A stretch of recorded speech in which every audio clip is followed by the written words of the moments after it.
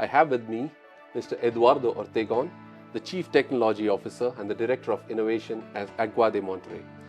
Mr. Ortegon has been a visionary in the field of water management, and he has been leading several initiatives, including the Smart Water project in Monterrey for demand reduction. The project that you just recently conducted has won the nomination for the Smart Water Project of the Year in the Global Water Summit Awards. Yes. Congratulations. Thank you. We are really proud about it. It's very nice to have collaborated with you on this particular project. Tell us more about it. I mean, where does it all start? Water scarcity. What do you think of water scarcity? What is the situation in the world right now? In Monterrey, as well as in the world, the availability of water is a huge deal. Climate change, demographic explosion, and for sure, unreliability of water sources it's a huge challenge for us utilities around the world, and for sure we have to rely on technology and innovation to face these challenges. How did it all start? What was the challenge exactly? Well, we took office in October 2021, and when we started, there was this forecast where the demand and the supply, for the first time in over 30 years, there was going to be a gap, you know. So it was October, and rain season in Monterrey is in September. Usually, whenever I hear and talk to a lot of people across the world on water scarcity, the most common solution seems to be, hey, let's increase the supply of water. You did a very different thing. Talk us through this idea of demand management rather than supply management. How did this come about? When there's a situation that the one we face in Monterrey, everyone focused on the supply part, you know, drill wells, deep wells, shallow wells. We even did cloud bombarding, cloud seeding in order to get more rains. But we decided to focus on the demand part of the problem. Monterrey, it's a big city. It's located in northeast Mexico, in the driest hydrological basin in Mexico. So there's a lot of challenges for us to give water to the population, and it's a city of mountains.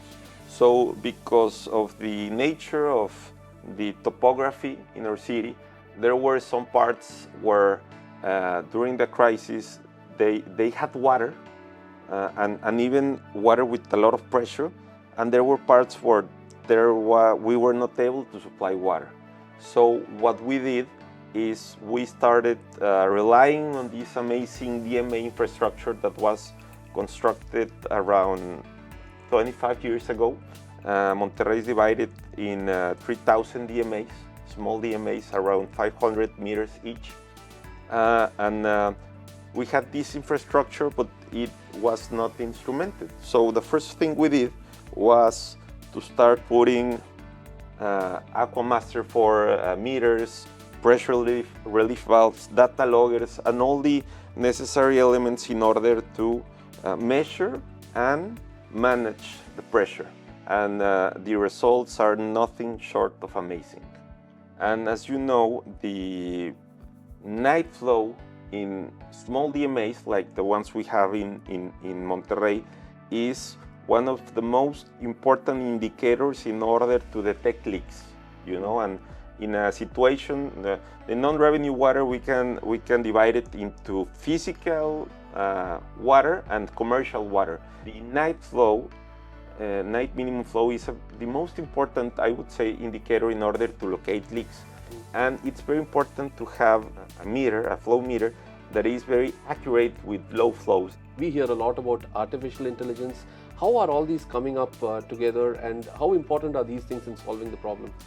They are the way to go, for sure. What I can testify after all these crises that was known around the world, it was game changer. We rely on technology and innovation. We rely on artificial intelligence, on a complex platform, on many hundreds and thousands of information generation points our DMAs, our water tanks, our big aqueducts, in order to have a very good picture of what was happening in our system, and of course to take and have all this information in real time.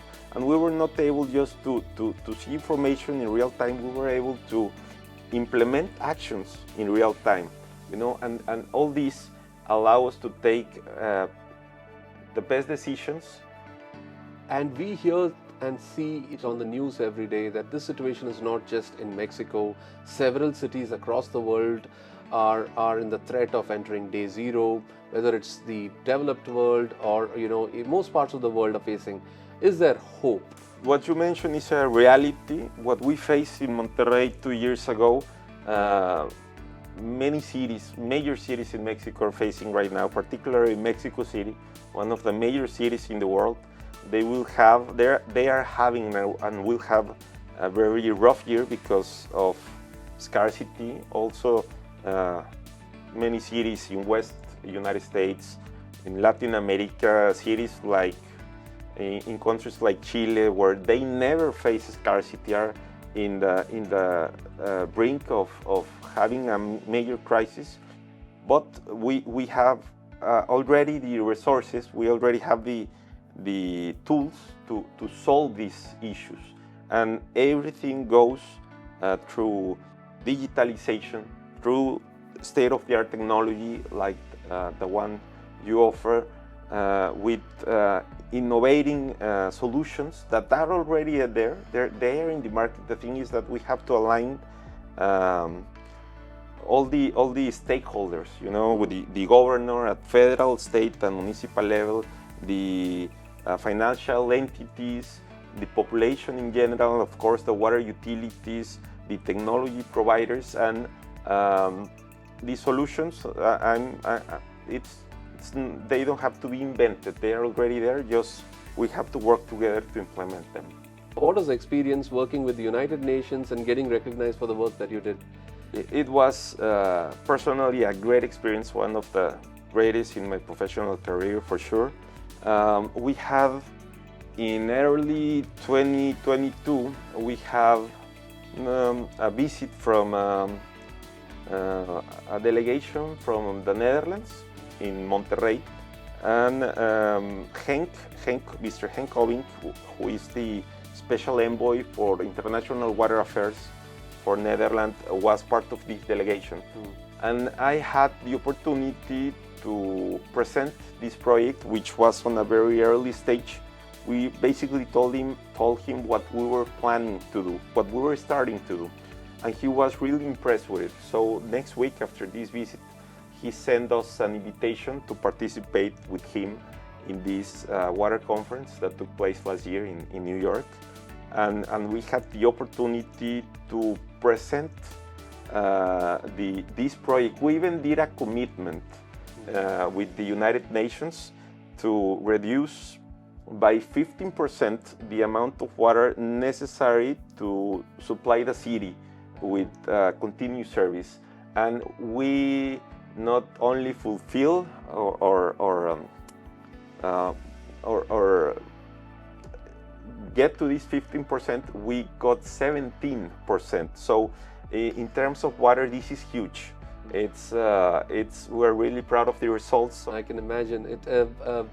It was a pleasure collaborating with you as a technology provider in this project as a part of ABB Instrumentation. What is your message to technology providers like ourselves? Well, to continue providing products such as the one we instrumented, like the AquaMaster, to continue to focus on real-time monitoring, real-time controlling, to generate, to be as accurate as possible. As I mentioned, the accuracy of the AquaMaster is crucial in our effort to decrease the leaks, the loss of physical water in our network. So it's just to keep on to keep on working on